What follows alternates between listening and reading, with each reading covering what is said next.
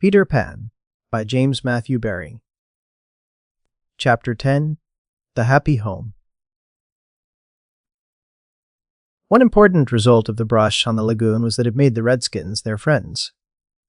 Peter had saved Tiger Lily from a dreadful fate, and now there was nothing she and her braves would not do for him. All night they sat above, keeping watch over the home under the ground and awaiting the big attack by the pirates, which obviously could not be much longer delayed. Even by day they hung about, smoking the pipe of peace and looking almost as if they wanted titbits to eat. They called Peter the Great White Father, prostrating themselves before him, and he liked this tremendously, so that it was not really good for him. "The Great White Father," he would say to them in a very lordly manner as they groveled at his feet, "is glad to see the Pickaninny warriors protecting his wigwam from the pirates." "Me Tiger Lily," that lovely creature would reply. "Peter Pan save me, his very nice friend. Me no let pirates hurt him." She was far too pretty to cringe in this way, but Peter thought it his due, and he would answer condescendingly, "It is good. Peter Pan has spoken." Always when he said, "Peter Pan has spoken," it meant that they must now shut up, and they accepted it humbly in that spirit. But they were by no means so respectful to the other boys, whom they looked upon as just ordinary braves. They said, "How do?" to them, and things like that. And what annoyed the boys was that Peter seemed to think that it's all right. Secretly, Wendy sympathized with them a little, but she was far too loyal a housewife to listen to any complaints against Father. "Father knows best," she always said, whatever her private opinion must be. Her private opinion was that the Redskins should not call her a squaw. We have now reached the evening that was to be known among them as the Night of Nights, because of its adventures and their upshot.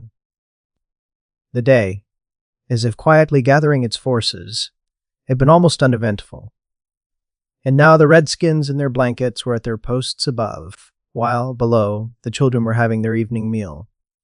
All except Peter, who had gone out to get the time. The way you got the time on the island was to find the crocodile, and then stay near him till the clock struck. The meal happened to be a make-believe tea, and they sat around the board, guzzling in their greed. And really, what with their chatter and recriminations, the noise, as Wendy said, was positively deafening. To be sure, she did not mind noise, but she simply would not have them grabbing things and then excusing themselves by saying that Toodles had pushed their elbow. There was a fixed rule that they must never hit back at meals, but should refer the matter of dispute to Wendy by raising the right arm politely and saying, "I complain of so-and-so." But what usually happened was that they forgot to do this, or did it too much. "Silence!" cried Wendy, when for the 20th time she had told them that they were not all to speak at once. "Is your mug empty, Slightly darling?" "Not quite empty, Mummy," Slightly said, after looking into an imaginary mug. "He hasn't even begun to drink his milk," Nibs interposed. This was telling, and Slightly seized his chance. "I complain of Nibs," he cried promptly. John, however, had held up his hand first. "Well, John? May I sit in Peter's chair as he is not here?" "Sit in Father's chair, John?" Wendy was scandalized. "Certainly not." "He is not really our father," John answered. "He didn't even know how a father does till I showed him." This was grumbling. "We complain of John," cried the twins. Toodles held up his hand. He was so much the humblest of them, indeed, he was the only humble one, that Wendy was specially gentle with him. "I don't suppose," Toodles said diffidently, "that I could be father." "No, Toodles." Once Toodles began, which was not very often, he had a silly way of going on. "As I can't be father," he said heavily, "I don't suppose, Michael, you would let me be baby?" "No, I won't," Michael rapped out.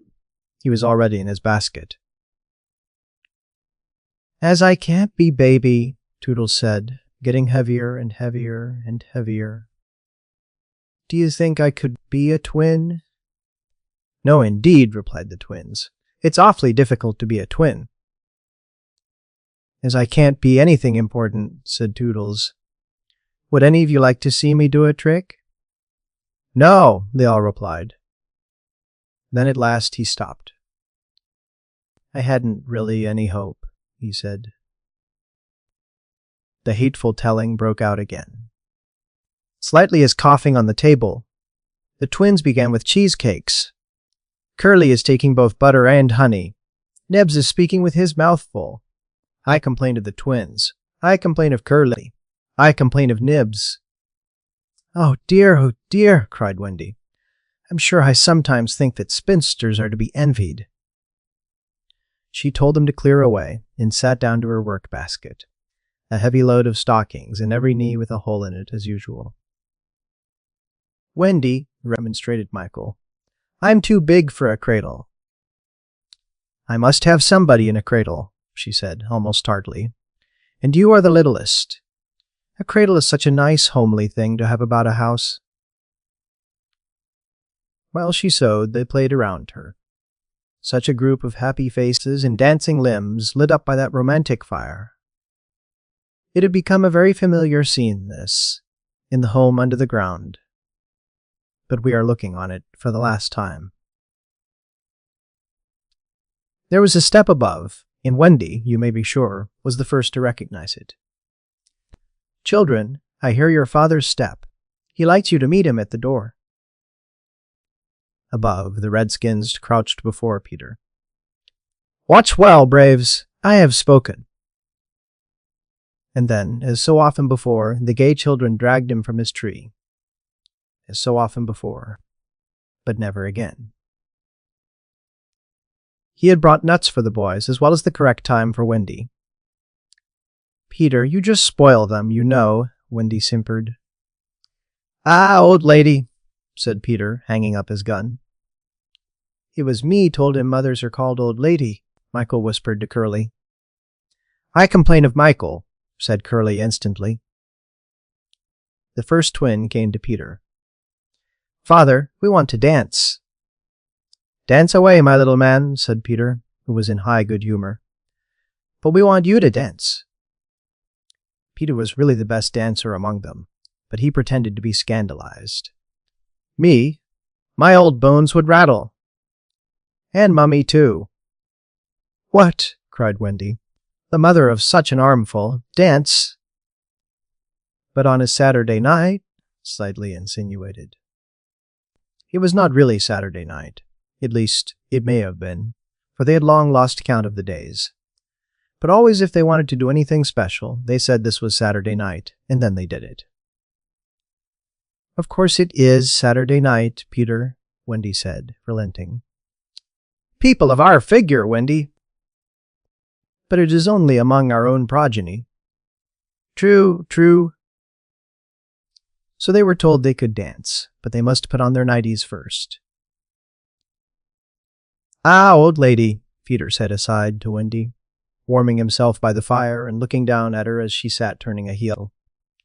There is nothing more pleasant of an evening for you and me when the day's toil is over than to rest by the fire with the little ones nearby. It is sweet, Peter, isn't it? Wendy said, frightfully gratified. Peter, I think Curly has your nose. Michael takes after you. She went to him and put her hand on his shoulder. Dear Peter, she said, with such a large family, of course, I have now passed my best, but you don't want to change me, do you? No, Wendy. Certainly he did not want to change, but he looked at her uncomfortably, blinking, you know, like one not sure whether he was awake or asleep. Peter, what is it? I was just thinking, he said, a little scared. It is only make-believe, isn't it, that I am their father? Oh, yes, Wendy said primly. You see, he continued apologetically, it would make me seem so old to be their real father. But they are ours, Peter, yours and mine. But not really, Wendy, he asked anxiously. Not if you don't wish it, she replied, and she distinctly heard his sigh of relief. Peter, she asked, trying to speak firmly, what are your exact feelings to me? Those of a devoted son, Wendy. I thought so, she said, and went and sat by herself at the extreme end of the room. You are so queer, he said, frankly puzzled. And Tiger Lily is just the same. There is something she wants to be to me, but she says it is not my mother. No, indeed it is not, Wendy replied with frightful emphasis. Now we know why she was prejudiced against the Redskins. Then what is it? It isn't for a lady to tell. Oh, very well, Peter said, a little nettled. Perhaps Tinker Bell will tell me. Oh, yes, Tinker Bell will tell you, Wendy retorted scornfully. She is an abandoned little creature. Here Tink, who was in her bedroom, eavesdropping, squeaked out something impudent. She says she glories in being abandoned, Peter interpreted. He had a sudden idea. Perhaps Tink wants to be my mother. You silly ass! Cried Tinker Bell in a passion. She had said it so often that Wendy needed no translation. I almost agree with her, Wendy snapped. Fancy Wendy snapping. But she had been much tried, and she little knew what was to happen before the night was out. If she had known, she would not have snapped. None of them knew. Perhaps it was best not to know. Their ignorance gave them one more glad hour, and as it was to be their last hour on the island, let us rejoice that there were 60 glad minutes in it. They sang and danced in their nightgowns. Such a deliciously creepy song it was, in which they pretended to be frightened at their own shadows. Little wedding that so soon shadows would close in upon them, from whom they would shrink in real fear. So uproariously gay was the dance, in how they buffeted each other on the bed and out of it. It was a pillow fight rather than a dance, and when it was finished, the pillows insisted on one bout more, like partners who know that they may never meet again. The stories they told, before it was time for Wendy's good-night story. Even Slightly tried to tell a story that night, but the beginning was so fearfully dull that it appalled not only the others but himself. And he said happily, Yes, it is a dull beginning. I say, let us pretend that it is the end. And then at last, they all got into bed for Wendy's story. The story they loved best. The story Peter hated. Usually when she began to tell this story, he left the room, or put his hands over his ears. And possibly, if he had done either of those things this time, they might all still be on the island. But tonight he remained on his stool, and we shall see what happened. End of chapter 10. Peter Pan by J. M. Barrie. Chapter 11. Wendy's Story. Listen then, said Wendy, settling down to her story, with Michael at her feet and 7 boys in the bed. There was once a gentleman. I had rather he had been a lady, Curly said. I wish he had been a white rat, said Nibs. Quiet, their mother admonished them. There was a lady also, and— Oh, Mummy, cried the first twin, you mean that there is a lady also, don't you? She is not dead, is she? Oh, no. I'm awfully glad she isn't dead, said Toodles. Are you glad, John? Of course I am. Are you glad, Nibs? Rather. Are you glad, twins? We are glad. Oh, dear, sighed Wendy. Little less noise there, Peter called out, determined that she should have fair play, however beastly a story it might be in his opinion.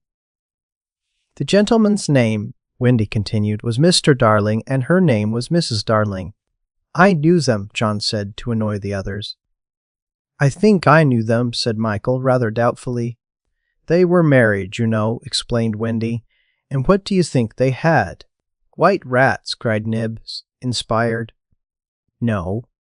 It's awfully puzzling, said Toodles, who knew the story by heart. Quiet, Toodles. They had 3 descendants. What is descendants? Well, you are one twin.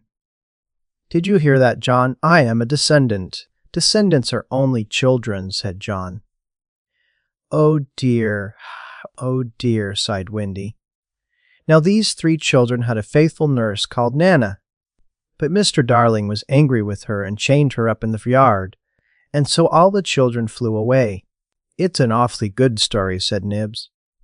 They flew away, Wendy continued, to the Neverland, where the lost children are. I just thought they did, Curly broke in excitedly. I don't know how it is, but I just thought they did. Oh, Wendy, cried Toodles. Was one of the lost children called Toodles? Yes, he was. I am in a story. Hurrah! I am in a story, Nibs. Hush. Now I want you to consider the feelings of the unhappy parents with all their children flown away. Oh, they all moaned, though they were not really considering the feelings of the unhappy parents one jot. Think of the empty beds. Ooh, it's awfully sad, the first twin said cheerfully. I don't see how it can have a happy ending, said the second twin. Do you, Nibs? I'm frightfully anxious. If you knew how great is a mother's love, Wendy told them triumphantly, you would have no fear. She had now come to the part that Peter hated. I do like a mother's love, said Toodles, hitting Nibs with a pillow. Do you like a mother's love, Nibs? I do, just, said Nibs, hitting back. You see, Wendy said complacently, our heroine knew that the mother would always leave the window open for her children to fly back by, so they stayed away for years and had a lovely time. Did they ever go back? Let us now, said Wendy, bracing herself up for her finest effort, take a peep into the future. And they all gave themselves the twist that makes peeps into the future easier. Years have rolled by. And who is this elegant lady of uncertain age alighting at London Station? Oh, Wendy, who is she? Cried Nibs, every bit as excited as if he didn't know. Can it be? Yes. No. It is the fair Wendy. Oh. And who are the 2 noble portly figures accompanying her, now grown to man's estate? Can they be John and Michael? They are. Oh! See, dear brothers, says Wendy, pointing upwards, there's the window still standing open. Ah, now we are rewarded for our sublime faith in a mother's love. So up they flew to their mummy and daddy, and pen cannot describe the happy scene, over which we will draw a veil. That was the story, and they were as pleased with it as the fair narrator herself. Everything just as it should be, you see. Off we skip like the most heartless things in the world, which is what children are, but so attractive.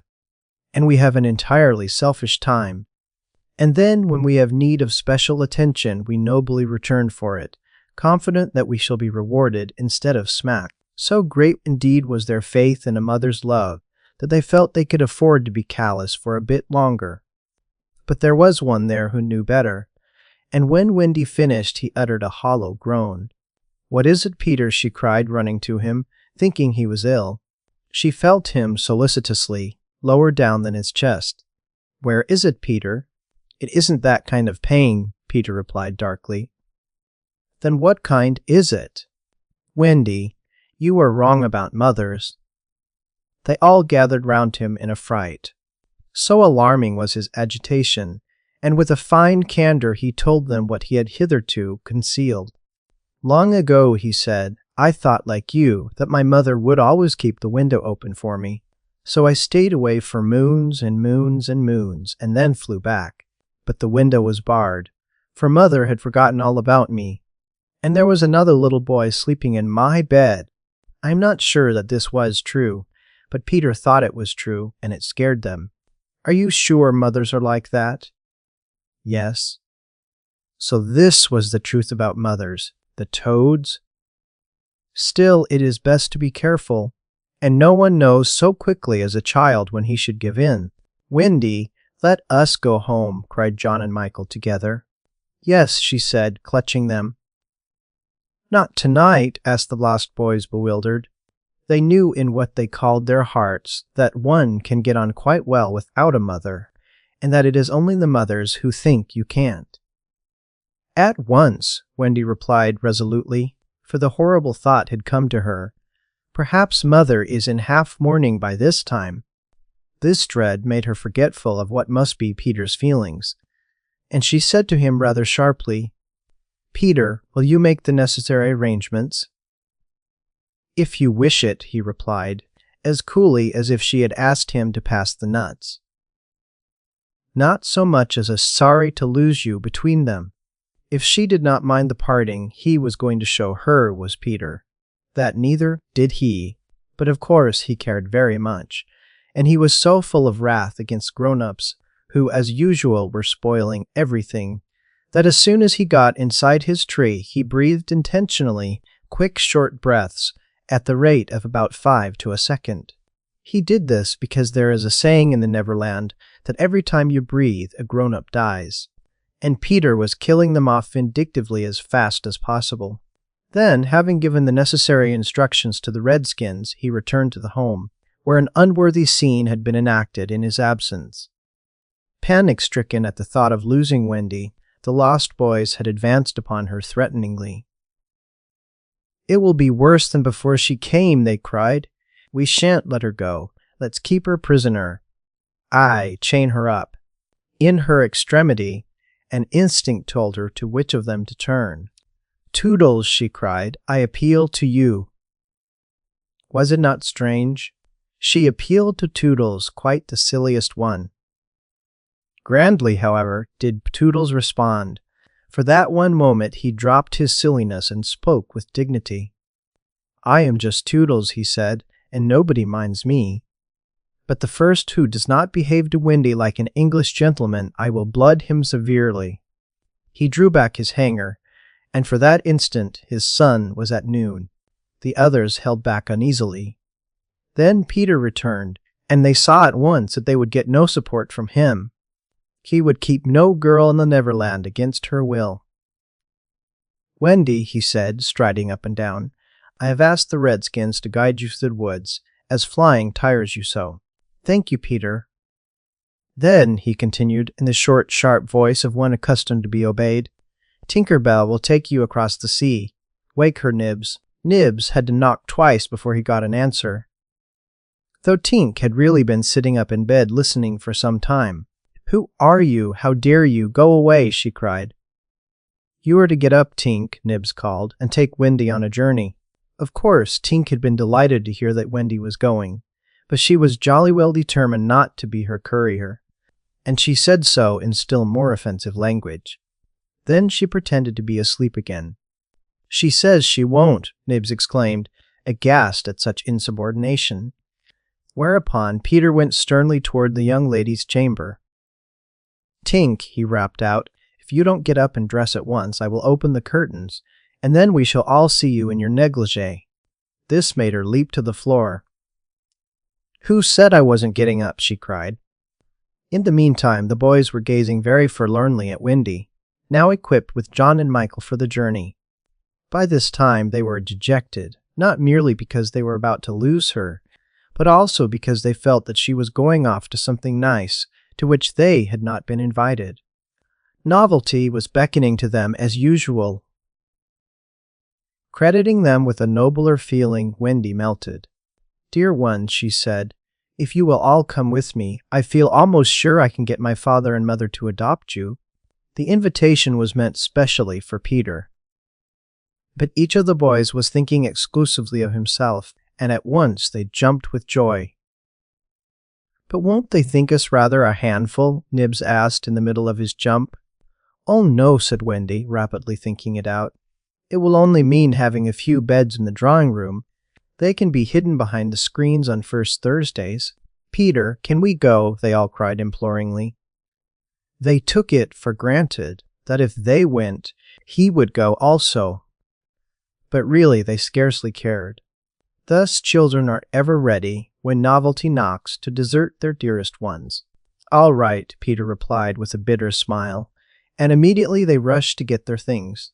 "And now, Peter," Wendy said, thinking she had put everything right, "I'm going to give you your medicine before you go." She loved to give them medicine, and undoubtedly gave them too much. Of course, it was only water, but it was out of a bottle, and she always shook the bottle and counted the drops, which gave it a certain medicinal quality. On this occasion, however, she did not give Peter his draught, for just as she had prepared it, she saw a look on his face that made her heart sink. "Get your things, Peter," she cried, shaking. "No," he answered, pretending indifference. "I am not going with you, Wendy." "Yes, Peter." "No." To show that her departure would leave him unmoved, he skipped up and down the room, playing gaily on his heartless pipes. She had to run about after him, though it was rather undignified. "To find your mother," she coaxed. Now, if Peter had ever quite had a mother, he no longer missed her. He could do very well without one. He had thought them out and remembered only their bad points. "No, no," he told Wendy decisively. "Perhaps she would say I was old, and I just want always to be a little boy and to have fun. But Peter—" "No." And so the others had to be told. "Peter isn't coming." Peter? Not coming? They gazed blankly at him, their sticks over their backs, and on each stick a bundle. Their first thought was that if Peter was not going, he had probably changed his mind about letting them go, but he was far too proud for that. "If you find your mothers," he said darkly, "I hope you will like them." The awful cynicism of this made an uncomfortable impression, and most of them began to look rather doubtful. After all, their faces said, were they not noodles to want to go? "Now then," cried Peter, "no fuss, no blubbering. Goodbye, Wendy." And he held out his hand cheerily, quite as if they must really go now, for he had something important to do. She had to take his hand, and there was no indication that he would prefer a thimble. "You will remember about changing your flannels, Peter?" she said, lingering over him. She was always so particular about their flannels. "Yes." "And you will take your medicine?" "Yes." That seemed to be everything, and an awkward pause followed. Peter, however, was not the kind that breaks down before other people. "Are you ready, Tinker Bell?" he called out. "Aye, aye." "Then lead away." Tink darted up the nearest tree, but no one followed her, for it was at this moment that the pirates made their dreadful attack upon the redskins. Above, where all had been so still, the air was rent with shrieks and the clash of steel. Below, there was dead silence. Mouths opened and remained open. Wendy fell on her knees, but her arms were extended toward Peter. All arms were extended to him, as if suddenly blown in his direction. They were beseeching him mutely not to desert them. As for Peter, he seized his sword, the same he thought he had slain Barbecue with, and the lust of battle was in his eye. End of Chapter 11. Peter Pan by J.M. Barrie. Chapter 12. The children are carried off. The pirate attack had been a complete surprise, a sure proof that the unscrupulous Hook had conducted it improperly, for to surprise redskins fairly is beyond the wit of the white man. By all the unwritten laws of savage warfare, it is always the redskin who attacks, and with the wiliness of his race, he does it just before the dawn, at which time he knows the courage of the whites to be at its lowest ebb. The white men have in the meantime made a rude stockade on the summit of yonder undulating ground, at the foot of which a stream runs, for it is destruction to be too far from water. There they await the onslaught, the inexperienced ones clutching their revolvers and treading on twigs, with the old hands sleeping tranquilly until just before the dawn. Through the long black night, the savage scouts wriggle, snake-like, among the grass, without stirring a blade. The brushwood closes behind them as silently as sand into which a mole has dived. Not a sound is to be heard, save when they give vent to a wonderful imitation of the lonely call of the coyote. The cry is answered by other braves. Some of them do it even better than the coyotes, who are not very good at it. So the chill hours wear on, and a long suspense is horribly trying to the paleface who has to live through it for the first time.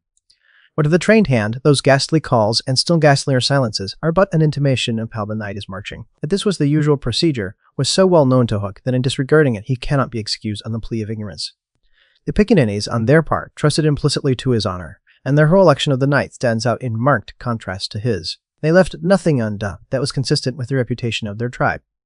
With that alertness of the senses, which is at once the marvel and despair of civilized peoples, they knew that the pirates were on the island from the moment one of them trod on a dry stick, and in an incredibly short space of time the coyote cries began. Every foot of ground between the spot where Hook had landed his forces and the homeward of the trees was stealthily examined by braves wearing their moccasins with the heels in front. They found only one hillock with a stream at its base, so that Hook had no choice. Here he must establish himself and wait for just before the dawn. Everything being thus mapped out, with almost diabolical cunning, the main body of the Redskins folded their blankets around them, and in the phlegmatic manner that is to them, the pearl of manhood squatted above the children's home, awaiting the cold moment when they should deal pale death. Here, dreaming though wide awake of the exquisite tortures to which they were to put him at break of day, those confiding savages were found by the treacherous Hook. From the accounts afterwards supplied by such of the scouts as escaped the carnage, he does not seem even to have paused at the rising ground, though it is certain that in the grey light he must have seen it. No thought of waiting to be attacked appears from first to last to have visited his humble mind. He would not even hold off till the night was nearly spent. On he pounded, with no policy but to fall to. What could the bewildered scouts do? Masters as they were of every warlike artifice save this one, but trot helplessly after him, exposing themselves fatally to view, while they gave pathetic utterance to the coyote cry. Around the brave Tiger Lily were a dozen of her stoutest warriors, and they suddenly saw the perfidious pirates bearing down upon them. Fell from their eyes then the film through which they had looked at victory. No more would they torture at the stake. For them the happy hunting grounds was now. They knew it, but as their father's sons they acquitted themselves. Even then they had time to gather on a phalanx that would have been far hard to break had they risen quickly, but this they were forbidden to do by the traditions of their race. It is written that the noble savage must never express surprise in the presence of the white. Thus, terrible as the sudden appearance of the pirates must have been to them, they remained stationary for a moment, not a muscle moving, as if the foe had come by invitation. Then, indeed, the tradition gallantly upheld, they seized their weapons, and the air was torn with the war cry. But it was now too late. It is no part of ours to describe what was a massacre rather than a fight. Thus perished many of the flower of the Pickaninny tribe. Not all unavenged did they die, for with Lee Wolf fell Alf Mason, to disturb the Spanish Main no more, and among others who bit the dust were George Scory, Charles Turley, and the Alsatian Fogarty. Turley fell to the tomahawk of the terrible Panther, who ultimately cut a way through the pirates with Tiger Lily and a small remnant of the tribe.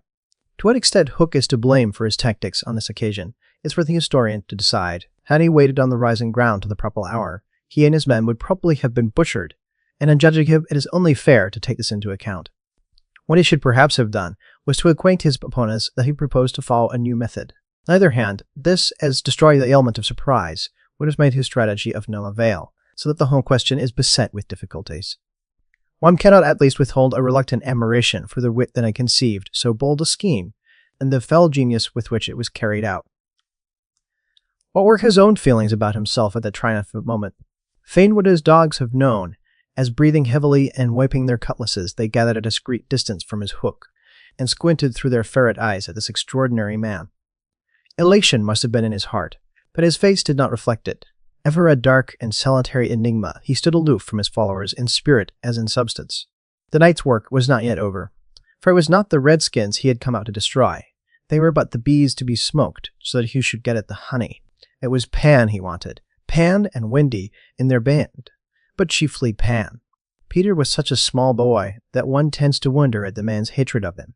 True, he had flung Hook's arm to the crocodile, but even this and the increased insecurity of life to which it led, owing to the crocodile's pertinacity, hardly account for a vindictiveness so relentless and malignant. The truth is that there was something about Peter which goaded the pirate captain to frenzy. It was not his courage, it was not his engaging appearance, it was not— there is no beating about the bush, for we know quite well what it was, and have got to tell. It was Peter's cockiness. This had got on Hook's nerves. It made his iron claw twitch, and at night it disturbed him like an insect. While Peter lived, the tortured man felt that he was a lion in a cage into which a sparrow had come. The question now was how to get down the trees, or how to get his dogs down. He ran his greedy eyes over them, searching for the thinnest ones. They reeled uncomfortably, for they knew he would not scruple to ram them down with poles. In the meantime, one of the boys, We have seen them at the first clang of the weapons, turned as it were into stone figures, open-mouthed, all appealing with outstretched arms to Peter. And we return to them as their mouths close and their arms fall to their sides. The pandemonium above has ceased almost as suddenly as it arose, passed like a fierce gust of wind, but they know that in the passing it has determined their fate. Which side had won?